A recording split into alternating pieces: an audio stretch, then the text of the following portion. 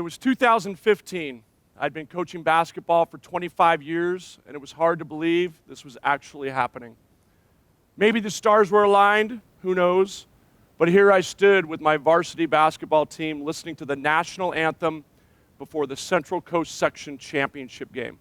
It was being held at this massive college arena, the Santa Clara University Levy Center, in front of an equally massive crowd. We were playing the #1 seed in our division, a powerhouse team who had beat us by 28 points earlier that year. Our school had never been to a CCS basketball championship, but over the 3 previous years, we systematically moved ourselves up the ranks to winning back-to-back league titles, all the way to finally making the CCS championship. It was amazing to feel the excitement in the air. We had the largest student section the school has ever seen, and it felt as if the entire city was in the stands to support us. As I paused before tip-off to take it all in, I just had to ask myself, how the heck do we make this miracle happen? Our players were so fired up to the game, we felt ready, confident, we had a great game plan. The game started, and immediately our opponent began to destroy us. We played terrible, and we were down huge at halftime. In the locker room, all I could do was encourage them and try to instill confidence. I had no idea what was going to happen, but certainly the odds were stacked against us. Somehow, in unbelievable fashion, our team made one of the most dramatic second-half comebacks that I've ever seen in high school basketball. In the final moments of the game, it all came down to a nervous freshman at the free throw line with 2 shots to win it all. Here's this gangly, tall, skinny kid with arms down to his knees. We're talking a true freshman. He even had that crooked bowl cut. Looked like his mom still trimmed it. I wasn't even sure if he had ever made a free throw in a game before. Not exactly the guy you would choose to be in this pressure situation. As I looked around the stadium, I saw different faces. A group huddled in prayer jumped out at me, and I thought, prayer, that's a good idea. Feels like we need a miracle right now. When he lines up to shoot, I don't know how to describe it other than like awkward, you know.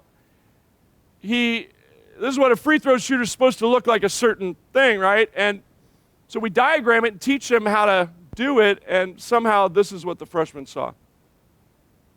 His arms were all over the place. It looked like he was going to fall over as he took his dribbles, and I'm thinking, what is this guy doing? Like, he brings the ball behind his head, he fires it, and you'd swear it went like 30 feet in the air. The entire crowd head kind of watched it go up, and boom, it goes in. Swish. He miraculously makes the first one, then the second, and we take the lead. The other team heaves up a last-second shot and misses it. The buzzer sounds. The game is over. His mom is sobbing in the stands. Crowd goes nuts. Team rushes the floor, and for the first time in school history and in my career, we win the coveted CCS basketball championship, and our basketball dreams are realized. Then comes the awards, all the newspaper articles, a documentary film. I get Coach of the Year, lots of interviews, speaking engagements. It was just a ton of fun. To get all that attention and be called a champion, it was great. But something just wasn't sitting well with me. It was this new label I was wearing, the label of winner. Here's who I think of when I hear the word champion. I think of Steph Curry and Joe Montana and Michael Jordan. Now, I haven't accomplished what they have, but here I am, given the same labels. I just couldn't fully accept it, and some sort of internal battle began in me. After some thought, I realized that I didn't feel like a winner because I had actually spent most of my life feeling like a total screw-up. My confusion on this personal journey to unpack the concept of labels began. That reflection time caused me to make 2 important realizations. First, that students, parents, faculty, men, women, youth, across all domains deal with labels that have been given to them. And they typically struggle with the negative labels that they had no choice in getting. Secondly, every label writes a script. Scripts are the words we believe about ourselves and the world, and they can have a dramatic effect on our journey through life. The next phase of my journey became contemplating, why did I feel like such a screw-up? I was relatively accomplished, well-educated, career, I have a family and a home. Where did that label even come from? It was January 26th, 1983, my 8th grade year, and I'm about to enter high school. Very early one morning, still dark out. Suddenly my mom wakes me up frantically, get up, get downstairs. With sleepy eyes, I notice there were colored lights flashing through my window and sirens coming up my street. I got myself together and ran downstairs to see the paramedics bust the gurney through the door. Lights flashing, walkie-talkies blaring, and race into my parents' room. As I peek down around the corner, I see my big, strong dad slumped over in his bed. He was having a heart attack. My dad died that morning, and I never saw him again. From that moment on, I owned a new label that I did not ask for or want. I was now known as the kid with no dad. I struggled a lot with it. In fact, I didn't even know another kid that didn't have a dad. And I felt very different, confused, and alone. By no choice of my own, the label of dad was now attached, the label of no dad was now attached to me. Over the next couple of years, that label mushroomed out to produce other negative labels like screw up, doesn't care, broken, messed up, and angry. I didn't realize it until recently, but I've been living with those labels all my life, like a hashtag I can't get rid of. And they have been writing scripts for me that were not good. Recognizing it now as an adult, it was making more sense as to why the label of winner was not easy to absorb. As I pressed deeper into this journey, trying to understand the power that this no dad label had over me, and how something that happened 35 years ago still had such an impact in my life. There's a story of one of the greatest quarterbacks in NFL history. His name is Roger Staubach. He played in the 1970s and is now in the NFL Hall of Fame. One day, Roger visited a prison to inspire the inmates and ended up speaking with one prisoner for over an hour about his life and the journey that landed him in jail. Roger was deep in thought on the way home, and his friend asked him what was on his mind. Roger explained how the prisoner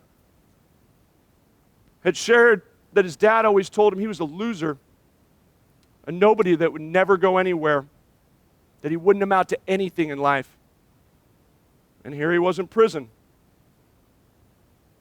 Roger's friend asked him, well, what struck you about that? Roger replied, well, my dad always told me I was going to be the greatest quarterback that ever lived. You see, it's the labels that we are given, that we speak or believe, that write the scripts for our life. Just like the prisoner whose father said he wouldn't amount to much, he never amounted to much. Just like the quarterback who said he'd be the greatest ever, whose father said he'd be the greatest ever, he was the greatest. Just like no dad meant he screwed up, I was screwed up. It's no different than how some of you in here feel like maybe you don't fit in, or you're not smart enough, or you're a loser. You're going to keep feeling that way unless you flip the script going on in your head. People live up to the labels they are given or accept. Everyone, every single person in this room has labels and lives in the scripts that they write. It's human nature. I've discovered through my journey that if we don't define the scripts, that flow through our thoughts and our mouths, those labels will create their own scripts based on whatever the world thinks. Growing up with the label of no dad, it was defined by the world as screwed up. That script that the world wrote derailed my life in many, many ways for many years.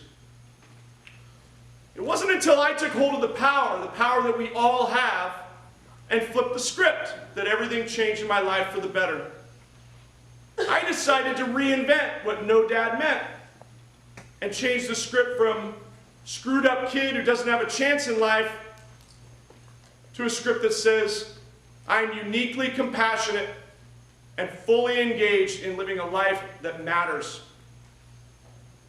That tiny shift in my script changed the course of my life completely. When every breath you take is shaped by a script that is aimed at positive outcomes, it alters the course of your existence in a positive way. As I pressed further and further into this journey, I also realized a pattern as I grew from screw up to winner in several areas of my life, well beyond basketball. A pattern that I now call what's your what. WHAT, words, habits, attitude, and training. Words give value and meaning that are both real and perceived. I have the power to choose the words that shape my reality. Habits. A habit is an action that is solidified through repetition. Intentionally forming gold standard habits is critical for success. Attitude. It's the growth mindset that embraces the positive pathway forward rather than assuming the worst in myself and others. And training. Training is not trying. This is a well thought out, consistent action plan that sets the course for your life. The what has 4 elements to it. First, the what is a formula of speaking yourself and your labels into a life of your choosing.